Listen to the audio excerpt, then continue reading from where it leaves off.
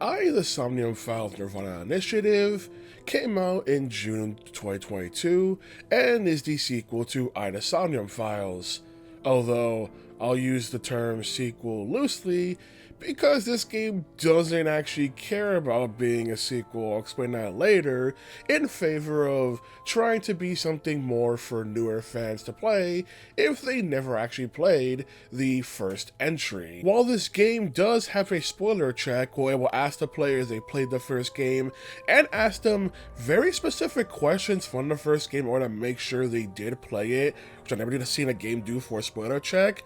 The problem is, even if you do pass a spoiler check, it doesn't matter because barely anything in the game actually changes. It'll just be maybe a couple nods to the first game, but that's it. Nothing that actually affects the story ever gets mentioned, and even important stuff that has completely changed characters will just have an excuse given for why the changes didn't actually stick, making it so there's no point in this game even needing to acknowledge the first one, because it just completely disinterested or will just have an excuse for why they don't have to talk about the elephant in the room. It cares so little that my video has no spoiler warning, because what is there to spoil from the first game when this game doesn't care?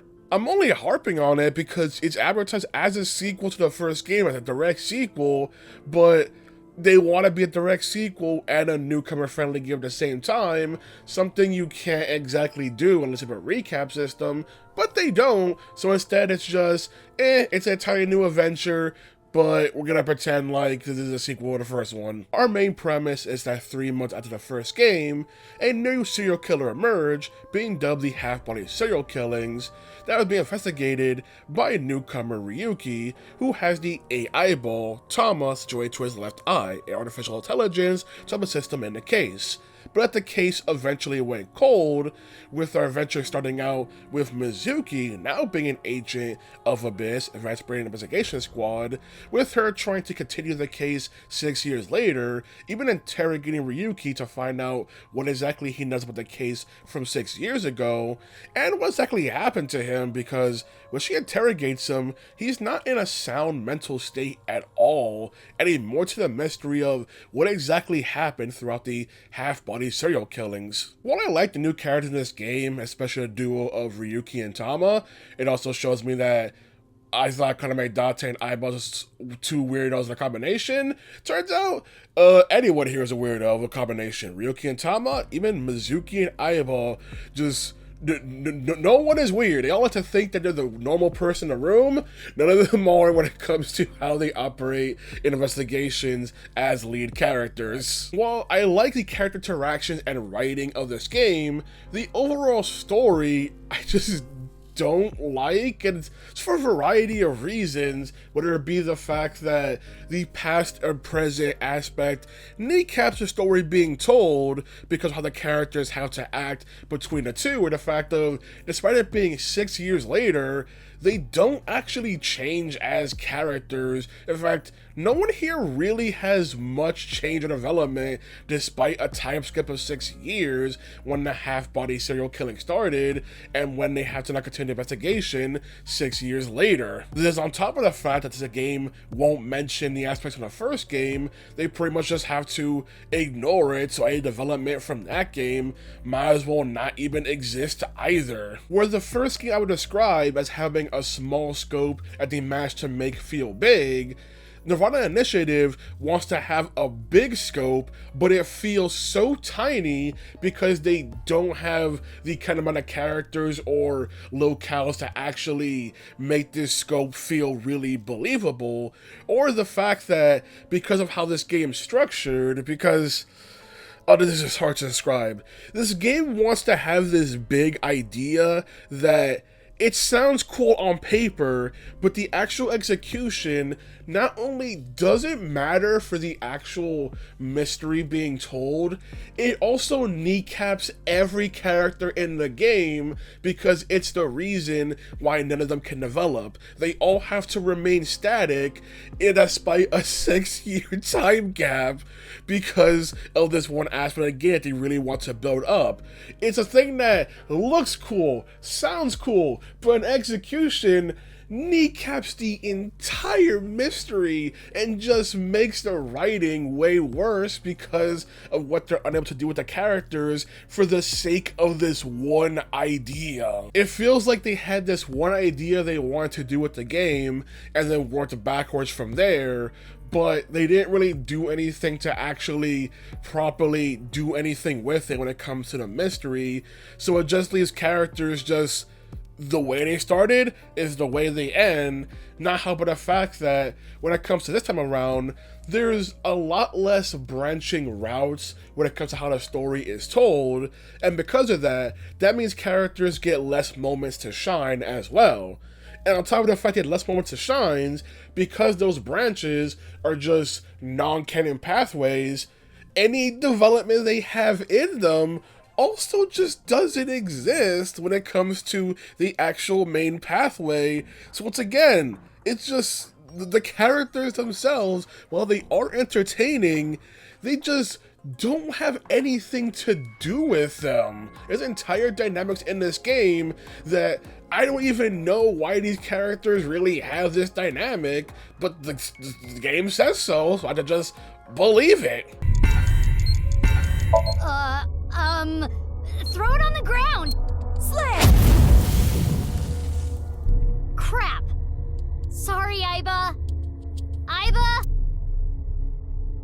Why did you tell me to throw it on the ground? Overall, I just don't care for the actual mystery going on, not helped by the fact that while the first game sets the mystery as more of a horror story to follow, this one is blatantly more of an action tale, with there also being way more scenes of the characters having to fight off entire armies of people, sometimes just completely casually, that it gets so ridiculous and at points feels kind of like an excuse for the game to not have to follow up certain information because, oh, we're being interrupted by this massive army of people we gotta fight off right now. Whole entire thing, which just adds to the fact of it wants to be so grand, but it just doesn't have the ability to be grand, and any sort of development the characters have just doesn't matter because they don't really care or are affected much by it, despite some of it being some life-shattering info. And since nirvanA Initiative doesn't want to focus on the first game much, it means those characters don't have much to do in this one and aren't in it much as well, so they can't influence the story, so it's only the new characters who really have the ability to interact with the main story, but it also really makes the scope feels so much smaller, but it wants to be grand, but it just doesn't sell it. What is this? As you can tell, his Oh no, I'm making him horny! You don't have the sex appeal for that, Mizuki. Oh, I am not gonna take that from you, Aiba. Now for the gameplay, with it being a point-and-click adventure game, with you going around and talk to characters in a first-person view, where to get information from them, or to also investigate the area in order to find more information what's going on with the case. And new to this game are these VR investigations, which allow the characters to actually explore the room and experiment, try to see what's actually happened here, and then run a simulation to see, okay, here's what we found out, let's run a simulation to see if these events actually transpired, see this is what happened, in order to try to figure out what it was done here to find further into the case. These segments are also just not only fun to have gameplay-wise because of the puzzles being told in them, but also because it's an excuse for the AI balls to essentially boss around the agents. It just makes the interactions way more fun. Can you not read the stage directions out loud? You're supposed to play the part of the culprit. But what's the point of... Don't talk back to the director! Don't make me throw a fucking ashtray at you! Oh no! I need to hurry, or someone's gonna see me! Hurry! Hurry! Move already! Good, Ryuki, that's it! That's the performance I wanted to see! You also have the returning Somniums being the ability for the agents to go into the dreams of suspects or try to figure out what information they know about the case going on. But these versions now have way more variety in them, being the fact that the Somniums have different kind of puzzles going on in them. Hell, there's one Somnium with puzzles so complicated the game just lets you flat out just lets the game do it for you if you're actually struggling. But I definitely like the Somniums this time around more because there's more variety to them, and there's now a blurb text with stuff missing that as you investigate will have more and more information pop up, so if you're stuck, you now get more clues on what exactly you need to do to progress a Somnium, while in the first game it would feel completely random and they just use, well, dream logic. Here's the stuff going on, now tends to have a sort of rhythm to them, so it's easier for the player to actually investigate. On top of the fact that while they still have the timing system, it's way less emphasized here because there's more stuff to investigate in a Somnium that don't use timies at all, just a set time amount that they'll spend, or the fact that there's way less punishment timies that you will get for progressing up. Meaning it's actually a lot more simpler to go through. Doesn't make them easier, but it's simpler and more understandable to go through, so I definitely like the changes to the Somnium, although there are some Somnium dedicated to wasting the player's time, and I mean that in the sense of they'll have you walk a long distance that takes up so much of the Somnium time that you may fail just because of the long distance, which is a dick move by the devs. There's a receptionist with huge breasts sitting behind the desk. A receptionist with huge breasts is sitting. The big titty receptionist. Big titty. Titty. There are big titties sitting behind the desk. Are you malfunctioning? There are some cases where the Somniums are a bit too forgiving in the sense of they blatantly start telling the player what they need to do in order to progress it, where that's like, okay, now that's a bit much. The structuring's already way better in the first game.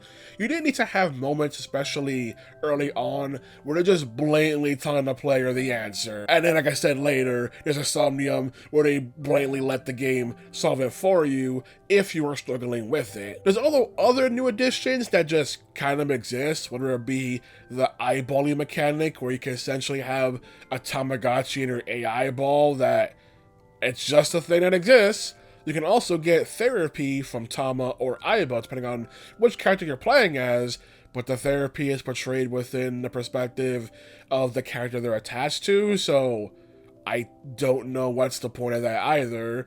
And there's also the wink sync mechanic, being the fact that characters can now, on the spot, do a brief sync into a person's mind that only lasts about 6 seconds.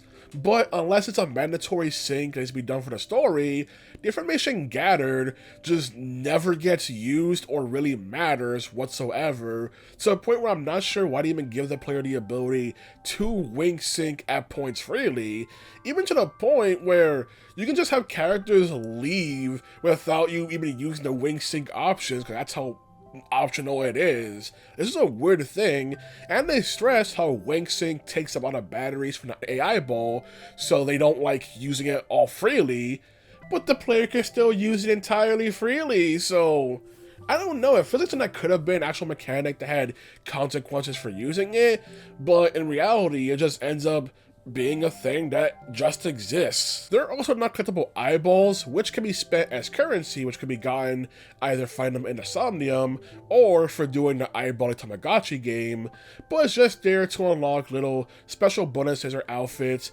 for the AI ball characters Tama or Aiba, and it is also an excuse for them to sell you costume DLC for it as well. I really don't even see the point of it, but it's another thing added to the game that okay, You also have the returning QTE segments during fight sequences, but despite the fact that this game has way more fight sequences compared to the first game, there's way less QTEs overall because of the fact that they probably don't want you fighting as many people despite constantly putting armies worth of people in this game casually for the characters to fight. Another weird aspect is also the Evolver gun also feels completely underused, where in the first game, Dante would constantly have to switch the ammo types for it. Here, that rarely happens. The characters will use it, well at least Ryuki will use it, Mizuki won't, but it's the fact of, it's just so weird how this special weapon has several ammo types that could be used for certain puzzle aspect or whatever, and they just basically forgot about it along with stuff in the first game. There's also an occasional little trivia tidbit by Tama and Aiba that at first seemed just a thing that exists, but then later I realized that trivia tidbit 100% exists in order to make up for any loose questions that the game still has left. So it feels 100% more of an excuse to basically go, and here's how Tama and Aiba solved this thing while you weren't looking because we totally forgot about it, oops. Now for the game's text, which, like the first game's text, I really like it because there's always a background the characters are talking to make their text stand out easier. You also have the different colored text when the character's talking to an AI ball and not the person in front of them. And if you don't pick that option to make the text bigger, then you will always be presented with the option to have the tutorial prompts be able to expand to make it easier for the player to read as well. It just makes everything so readable, on top of the fact that when you're in the Somnium, the choices are always highlighted in a massive font as well. But you also have the aspect where the characters have different little colored diamonds as well, depending on the character in question, stuff like that. Although the trivia on the top can be a bit awkward because they do have their own control on how to pause them and make them scroll backwards or fast forward through them. But if there's another thing on the screen already there, then the button controls will prioritize that over the trivia, so it can make it to where you may try to back up the trivia, but then you're unable to because something else is now in control of what you're trying to press. The text can get a bit smaller when it starts taking up 3 rows of dialogue though. That's where it starts becoming a bit of a problem, not much, but it's also not very often the characters have that much to say within one line, and will usually take 1 to 2 rows instead. The last man on Earth heard a knock on his door. Who was it? No good, huh? The answer was a woman. Nope, that's wrong too. The answer is LGBTQ+. You're sorely mistaken if you think there are only men and women in this world, dumbass. Overall, Somnium nirvanA Initiative is the better game. Like, the improvements to the Somnium and the addition of the VR investigations generally make the gameplay way better and more interesting going on, although there are some puzzles that the characters kind of just treat as if should be easy for the agent to solve. Meanwhile, in reality, they aren't. And there's also my big pet peeve with some of the VR segments being the fact that they'll want you to input a prompt in order to solve a puzzle, but once you're at the prompt, you can't back out and re-explore the area because they expect you to already know the stuff going in. So it's a bit awkward where it's like, can I back out, look at the area some more to try and get a hit? No. You're already here, you're stuck here, answer the thing right now, how dare you. Like, they will remind you of the relevant info for the prompt. It's just the fact that there's one prompt where the answer was in the environment and they won't let you go back to check it, and that's a dick move. The main story this time around, I just don't care for how grand it's trying to be.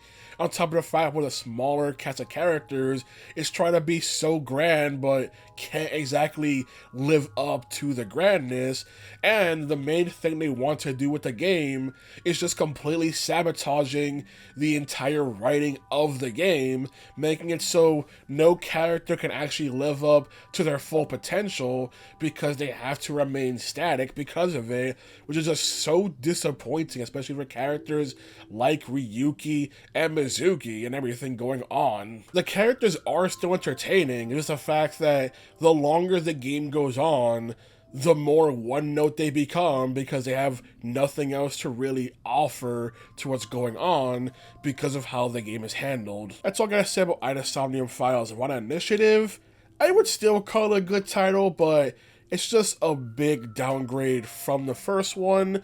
Even if the gameplay of Somniums is better, it's more the fact that what you're mostly dealing with is the story and the script, so if the story isn't that great, well, you're going to be dealing with a lot more of that than the actual gameplay here. That's what I say about it. Alrighty then, good day. Who are these chicks? The bitch Avengers or something? Stronger than Black Widow, that's for sure.